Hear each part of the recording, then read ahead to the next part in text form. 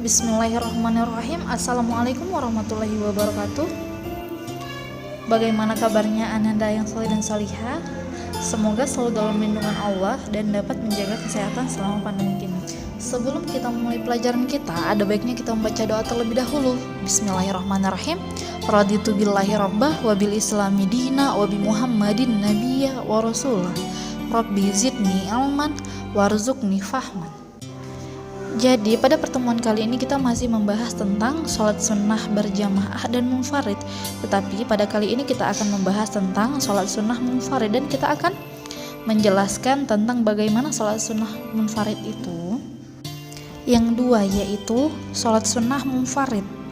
Sholat sunnah munfarid adalah sholat sunnah yang cara mengerjakannya tidak disunnahkan dilakukan dengan berjamaah. Jadi cara melakukannya harus dengan sendirian. Yang A yaitu sholat sunnah rawatib. Sholat sunnah rawatib adalah sholat sunnah yang dilakukan sebelum dan sesudah sholat fardu. Adapun sholat sunnah rawatib ada dua macam, yaitu muakkad. Muakkad ialah sholat sunnah yang sangat dianjurkan untuk dilaksanakan karena selalu dikerjakan oleh Nabi Muhammad SAW. Dan gairu muakkad. Gairu muakkad ialah sholat sunnah yang kurang dianjurkan untuk dilaksanakan karena Nabi Muhammad SAW tidak selalu melaksanakannya. Silahkan Ananda perhatikan tabel sholat sunnah rawatib di bawah ini. Di situ ada tertera bahwasannya sholat sunnah rawatib muakkad dan sholat sunnah rawatib gairu muakkad. Jadi Ananda bisa membedakan yang mana sholat sunnah rawatib muakkad dan yang mana sholat sunnah rawatib gairu muakkad. Jadi, cara melaksanakan sholat sunnah rawatib sebagaimana sholat wajib. Yang membedakan adalah niatnya. Jadi silahkan Ananda perhatikan di bawah ini Ustazah telah membuat bagaimana niat sholat sunnah rawatib sebelum subuh, niat sebelum zuhur, sesudah zuhur, sebelum asar, sebelum maghrib, sesudah maghrib, sebelum isya, dan sesudah isya. B yaitu sholat duha. Sholat duha adalah sholat sunnah yang dikerjakan mulai matahari naik setinggi tombak sampai tergelincir matahari. Jumlah rakaatnya minimal 2, boleh 4, boleh 6, boleh 8, boleh 10 atau 12 rakaat. Jadi cara mengerjakan sholat duha ialah yang pertama niat. Ustazah telah membuat niatnya di bawah ini.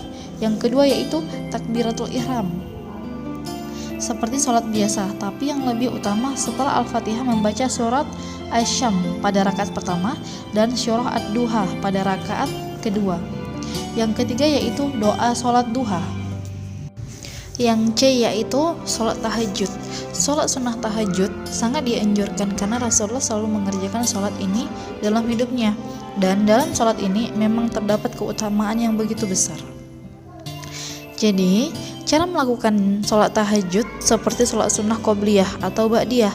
Jumlah rakaat tahajud tidak ditentukan, namun minimal adalah 2 rakaat.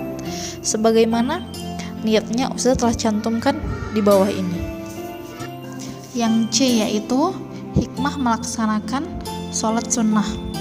Banyak hikmah yang terkandung dalam sholat wajib. Begitu juga yang terdapat dalam sholat sunnah. Banyak manfaat dan hikmah bagi orang yang melakukannya. Hikmah tersebut diantaranya ialah yang pertama, sarana untuk mendekatkan diri kita kepada Allah Subhanahu wa Ta'ala. Yang kedua, penolong dalam segala urusan yang penting. Yang ketiga, menambal kekurangan yang mungkin terdapat pada sholat yang kita lakukan ketika sholat fardu. Yang keempat, sholat adalah sebaik-baik amalan. Yang kelima, dihapuskannya segala dosa-dosa kita dan ditinggikan derajat kita oleh Allah Subhanahu wa Ta'ala. D. Implementasi dari pemahaman sholat sunnah berjamaah dan munfarid. Sholat selain mengandung konsekuensi sebagai ibadah dengan Allah Subhanahu wa Ta'ala, juga mengandung dimensi ibadah kemasyarakatan. Karena itu, pelaksanaan sholat tidaklah cukup dilaksanakan secara mandiri atau munfarid, tetapi sangat dianjurkan dilaksanakan secara berjamaah. Karena sholat yang dilaksanakan secara berjamaah mengandung beberapa hikmah yang tidak didapat ketika sholat tersebut dilaksanakan secara mandiri. Adapun hikmah ialah sebagai berikut. Yang pertama yaitu memunculkan sikap kebersamaan dan peduli sosial. Dengan dilaksanakannya sholat berjamaah akan terjadi interaksi sosial yang rutin sehingga menumbuhkan sikap sosial di antara kita dengan yang lainnya. Yang kedua yaitu memunculkan sikap demokratis. Salah satu hikmah diterapkan sholat jamaah adalah timbulnya sikap demokratis antara imam dan makmum. Mereka saling mengisi, mengingatkan, dan juga mengkritik. Yang ketiga yaitu memunculkan sikap disiplin. Dengan diterapkannya sholat jamaah akan mewujudkan karakter sikap disiplin pada diri seseorang.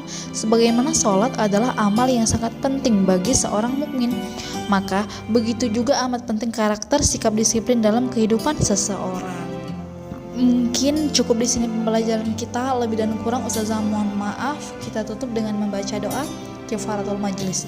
Subhanakallahumma wa bihamdika asyhadu an la ilaha illa anta astaghfiruka wa atubu ilaika. Assalamualaikum warahmatullahi wabarakatuh.